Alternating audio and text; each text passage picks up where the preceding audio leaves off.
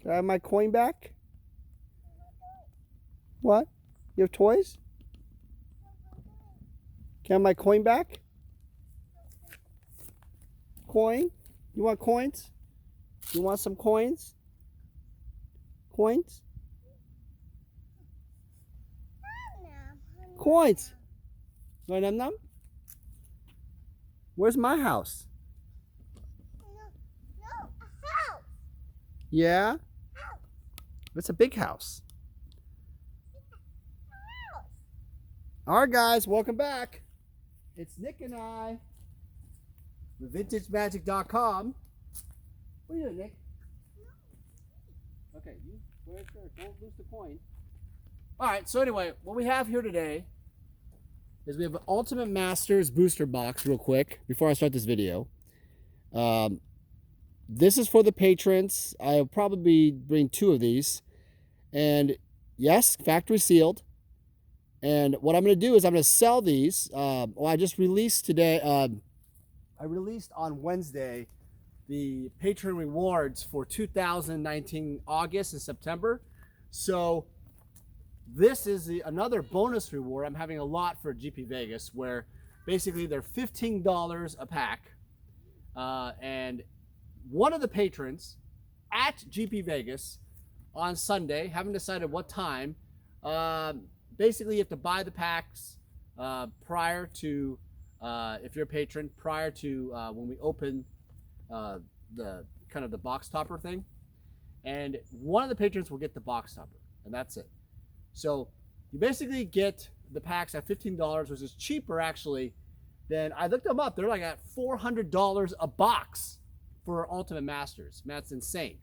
Which comes to be more than $15 a box, and you're not paying the tax because well, how's that going to work? Well, yeah, because you're out of state, so that's fine. So, and you also don't, you also get the box topper potential. That's pretty cool. Again, I'm not vending at the show, so if you want the packs, you just have to meet me for lunch, dinner, breakfast. You can meet us at like any events we're hanging out that are just casual. But again, I'm not going to be doing this kind of stuff at the show, obviously, but it's strictly for the patrons. So Patreon link is below.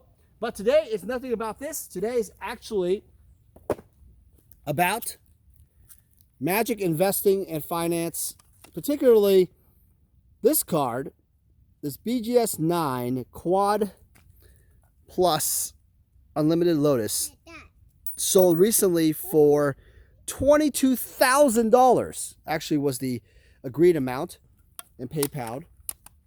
And no. And also, Nick just stepped on the Ultimate Master box. And also this Time Walk sold for $47,500. The toys. And this one, this BGS 10 revised Bayou sold for $2,300. So the reason why I want to talk to you more about this is a lot of people have, thank you, a lot of people have speculated and asked me the question, what exactly, no, it's not yours, have speculated about, you know, where's the market going? Are the sales on things like real? How does that work? You know, should I get involved? Should I invest in Unlimited, Revised?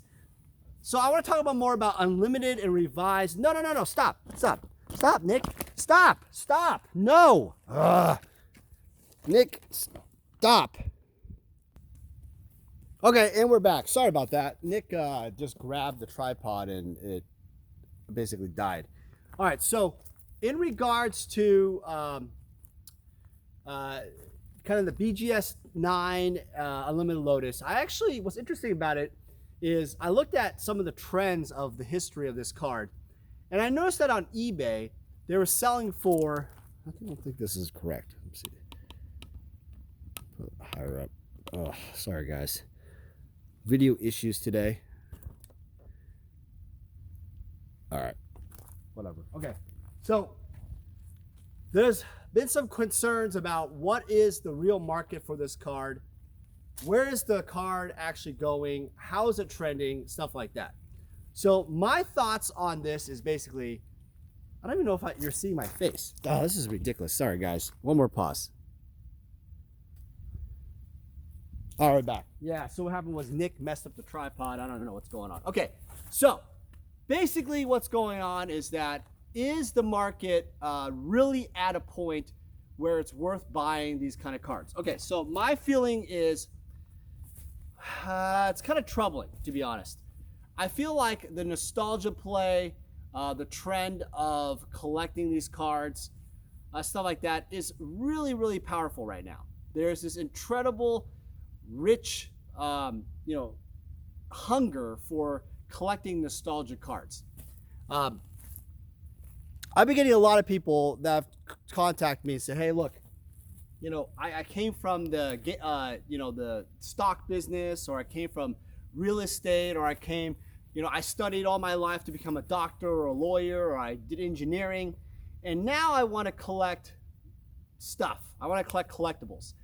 And I think recently I got trolled for this sale. I think the $22,000 of the Unlimited Black Lotus, and I was trolled by some people in this Facebook group.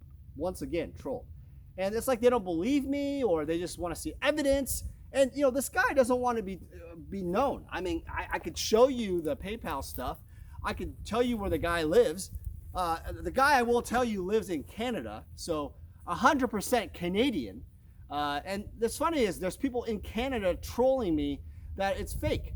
It's a fake sale. So I honestly don't care, but the reality is people are wondering who the hell is paying for this stuff. Why would they?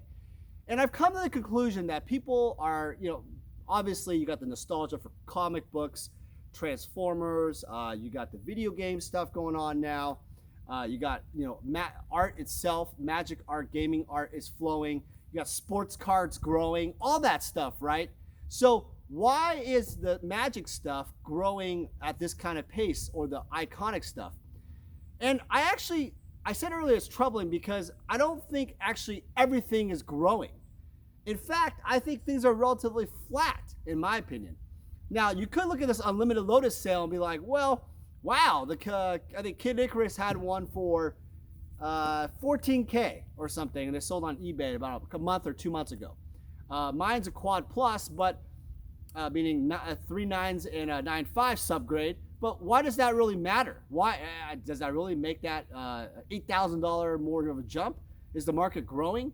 I think the last 9.5 sold for like 25K or 27K or something. So does that mean that 9.5s are now worth like 30 or 40K for Unlimited? Look, I think the problem here is that there's lack of supply and a lack of info, right?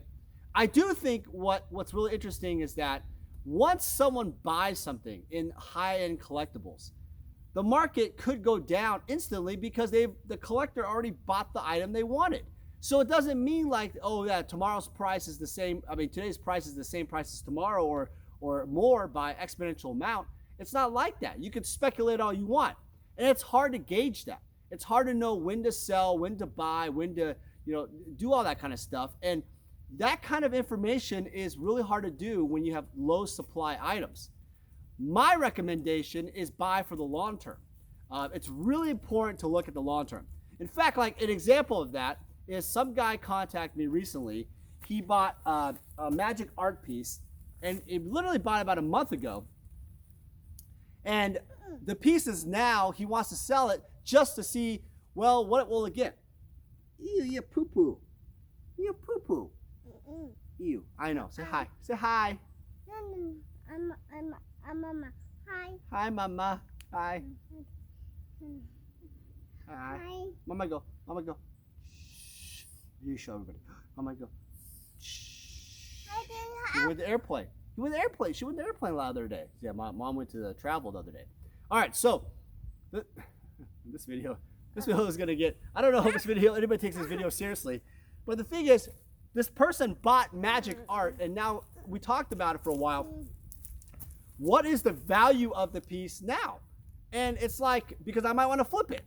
Is it worth double, triple, whatever? And I'm like, no, absolutely not. I mean, most people that are smart would have already bid it higher. Why would they want to pay triple now or double?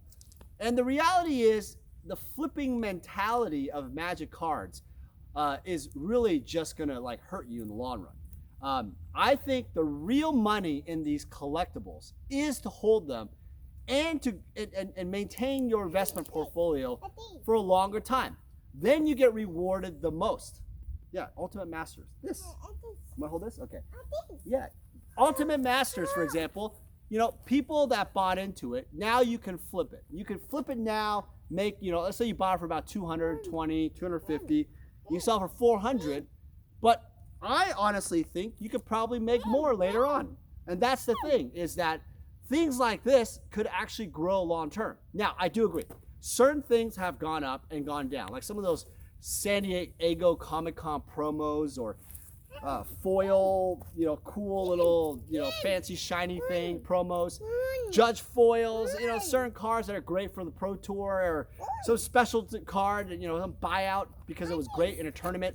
But these older cards that were sold are really for people that want to collect.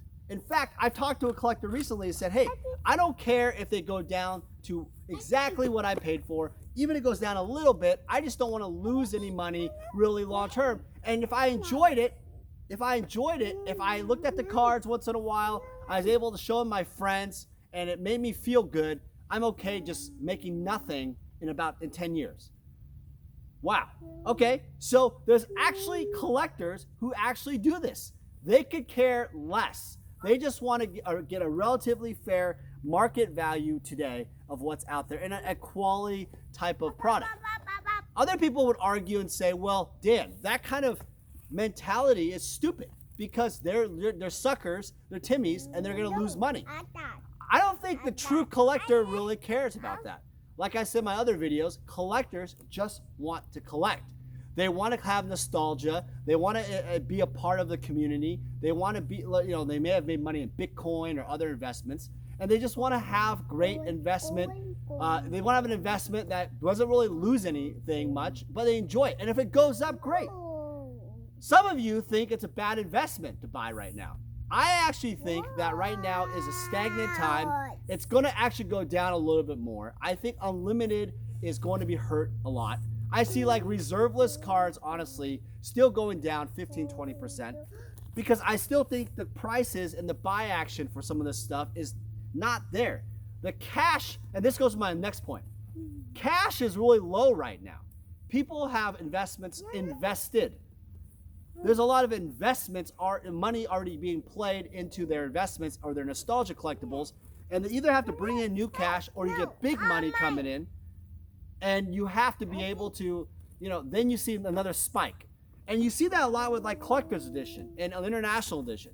That was collected quite a bit and invested heavily by some collectors or investors, and they bought a lot of sets, and those spiked up. And now you've seen them flatline. You've seen singles kind of flatline.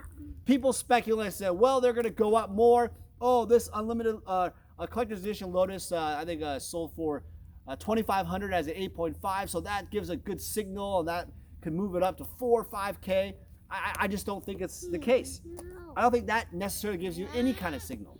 It's basically telling me that the singles market is special. People need them for the old school Magic tournaments, collecting, whatever. But it doesn't mean that there's enough data long term for it to grow. And every market's a little different. You have to be careful. Every market may have already reached a sort of pinnacle, and it might be flat for the next 5-10 years. You don't know that. And every advice I give you may change instantly. I'm not the most correct person. In fact, if I was the most correct person, I would have, you know, I should just keep all these cards.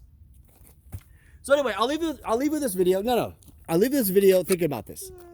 What is the price of this BGS 10 revised by you? Raw card, probably $100 to $200 mint. Probably $200 mint. Sold for $2,300, right? So 10x, around 10x. This Unlimited Black Lotus, Quad Plus. Raw value, you probably get them for about 15K, 14K. But it's hard to sell it. This Quad Plus sold for 22. What's the value about 5 to 10 years? And then you got this Time Walk Quad Plus. Raw value probably 3.5, sold for 4.75K. What's the value 5 to 10 years? Are these cards collectible or are they more investable? that is the question. That is the question. I appreciate you guys. If you guys watch the beginning of the video, again, GP Vegas, I will open 2 of these boxes probably if I sell the packs, obviously. $15 a pack for the patrons. That's additional Patreon special for August because it's all at the show. Again, I'm not vending, so you're going to have to meet me during lunch, dinner, when we play some old school back at the hotel room, different places. Lots of different places you can meet up and open packs. That's not the big deal. But no vending, no discussion of money and stuff like that at the show. I look forward to seeing all you guys. What do you guys think about this topic? It's all, you know, I'm going to follow up a little bit and kind of give more detailed insights. What are good buys? What are not good buys? But honestly, I think that what really needs to happen is you need to look at the difference between cash flow, what really is supply out there, the data out there, and also what truly will have nostalgia plays and collector plays, and what truly will have investor plays only. I truly believe the collector play will outshine some of the investor plays because the collector is the one that's going to be buying a lot of the majority of the stuff and keeping the prices strong long term. All right, guys, you guys take care. It's Daniel with VintageMagic.com. Take care.